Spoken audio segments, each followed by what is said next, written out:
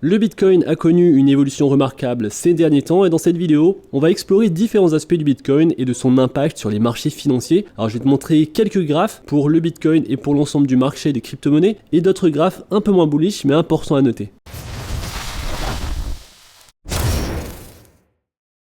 Salut à tous et bienvenue dans cette nouvelle vidéo. Alors on commence par le premier graphe. Le VIX, l'indicateur de la peur, au cours de la semaine dernière, le VIX a chuté de 10%, ce qui est très intéressant car lorsque le VIX chute de 10% ou plus en une semaine, cela signifie que les acteurs du marché craignent moins la volatilité. Ils sont moins préoccupés par les fluctuations potentielles du marché et c'est un signe très positif car cela signifie que les gens reviennent sur les marchés, qu'ils ont moins peur et que cela peut les aider à s'en sortir. Ils ont moins peur et cela peut être dû à certains nombres de facteurs. Je pense que l'une des raisons, c'est l'annonce des nouvelles économiques positives. On a beaucoup entendu parler de l'atterrissage en douceur, du fait que l'économie ne va pas s'effondrer, qu'elle va atterrir en douceur. Et on a reçu les nouveaux chiffres de l'inflation qui sont très intéressants. On est aux alentours des 3% aux États-Unis. Et donc cela stimule vraiment le sentiment du marché. Un autre facteur, c'est la diminution des tensions géopolitiques. Les relations internationales se sont améliorées, ce qui contribue également à atténuer les craintes. Cette baisse du VIX, cette diminution de la peur est donc un signe très positif pour le marché.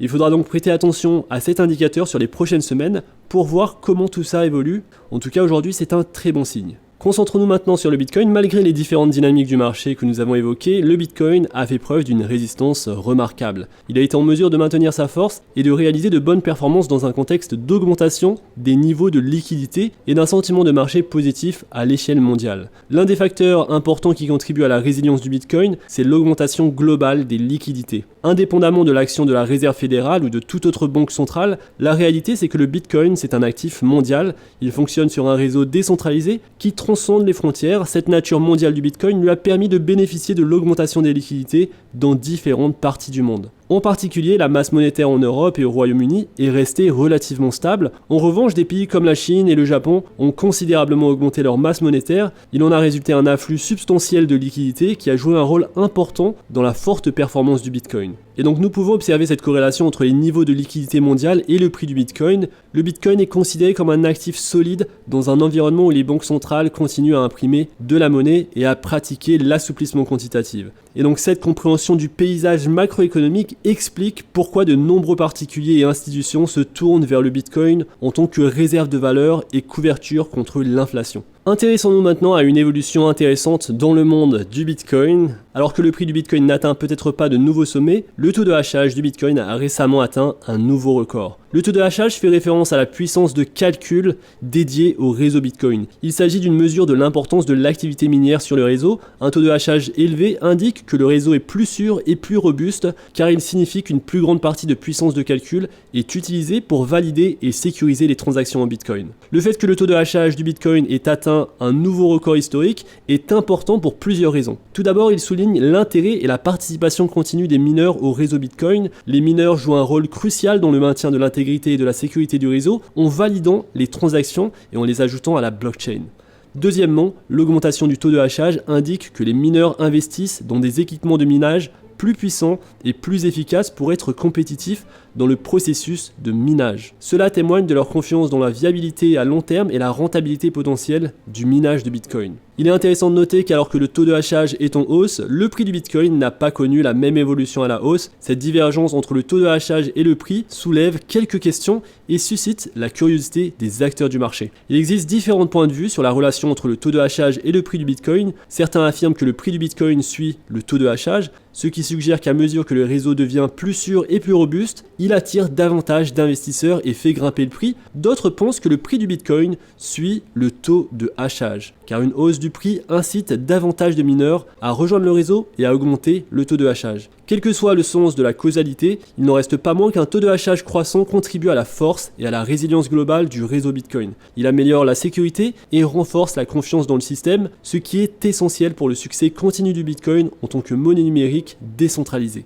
Alors abordons maintenant le minage du Bitcoin. Il est fascinant de voir comment le taux de hachage continue d'augmenter, mais ce qui est encore plus intriguant, c'est l'implication potentielle des États-Unis dans le minage de Bitcoin. Cela paraît insensé, mais certains éléments suggèrent que pas moins de 20 pays exploitent secrètement et silencieusement le Bitcoin. Alors que nous associons souvent le minage de Bitcoin à des pays comme la Chine, la réalité est que ces opérations de minage de Bitcoin ont lieu dans divers endroits du monde. Il ne s'agit pas seulement des points chauds bien connus comme la Scandinavie, l'Allemagne, l'Irlande, les États-Unis et certaines régions du Canada, il y a même des petites îles et des endroits isolés où des installations minières sont mises en place. Ces opérations minières profitent de l'électricité gratuite ou bon marché pour extraire des bitcoins. Ce phénomène n'est pas très médiatisé, mais il existe bel et bien. Cette approche décentralisée du minage s'aligne sur la nature décentralisée du bitcoin lui-même. Le fait que plusieurs États-nations soient impliqués dans le minage de bitcoin ajoute une nouvelle couche de complexité au réseau. Cela suggère que la portée mondiale du bitcoin s'étend au-delà des mineurs individuels et des pools minières. Cela soulève également des questions sur les implications potentielles pour la sécurité et le contrôle du réseau entre les mains de divers acteurs géopolitiques. Bien que l'identité exacte de ces États-nations et l'ampleur de leurs opérations de minage restent largement inconnues, le fait de savoir qu'ils participent activement au minage de Bitcoin met en évidence la reconnaissance croissante de Bitcoin en tant qu'actif important et les avantages potentiels associés à son minage. Alors plongeons maintenant dans une tendance significative observée dans le monde des crypto-monnaies, mais plus précisément sur le Bitcoin, c'est-à-dire la diminution continue des soldes de Bitcoin détenus sur les plateformes d'échange. Cette tendance en cours suggère un changement de comportement parmi les détenteurs de Bitcoin, avec de plus en plus d'individus et d'institutions choisissant de stocker leur Bitcoin dans des portefeuilles personnels ou des espaces de stockage à froid, plutôt que de les conserver sur des plateformes d'échange. Et donc les investisseurs vont avoir tendance à holder leur crypto-monnaie, à les garder sur le long terme et à considérer le Bitcoin comme une réserve de valeur plutôt qu'à l'échanger activement via une plateforme d'échange centralisée. Alors ce changement de comportement correspond également à la vision du Bitcoin qui est en quelque sorte un or numérique ou alors une couverture contre l'inflation et l'incertitude économique, et ce comportement est également motivé par le fait qu'il y a des préoccupations accrues en matière de sécurité. C'est ce que je t'ai dit pas mal de fois sur la chaîne, de retirer tes crypto-monnaies des plateformes d'échange centralisées. C'est mieux que tu les gardes sur un ledger, que ce soit le Bitcoin ou d'autres crypto-monnaies. De cette façon, tu sécurises tes crypto-monnaies parce que finalement, lorsqu'elles sont sur une plateforme d'échange centralisée, elles ne t'appartiennent pas vraiment. Alors, autre graphe très intéressant, c'est le contrat à terme sur le Bitcoin qui a atteint un plus haut historique, comme tu le vois ici. Alors cela indique un niveau d'engagement plus élevé de la part des investisseurs institutionnels, notamment les fonds spéculatifs, les gestionnaires d'actifs et les autres institutions financières, et finalement ça a du sens avec tout ce qui se passe autour du Bitcoin et avec ces nouveaux dépôts d'ETF Bitcoin, les institutions sont à fond sur le Bitcoin. Alors parlons maintenant du Bitcoin par rapport au S&P 500 et de la performance de ces deux actifs. Le Bitcoin, la principale crypto-monnaie, et le S&P 500 qui représente le marché boursier américain ont tous deux connu une croissance remarquable, mais ils présentent des caractéristiques différentes et offrent un aperçu unique du paysage de l'investissement. Au cours de l'année écoulée, le Bitcoin et le S&P 500 ont tous deux connu des hauts et des bas. Le Bitcoin, connu pour sa volatilité, a connu d'importantes fluctuations de prix, atteignant parfois de nouveaux sommets et subissant parfois de fortes baisses. Le S&P 500, quant à lui, a généralement affiché une trajectoire ascendante beaucoup plus stable.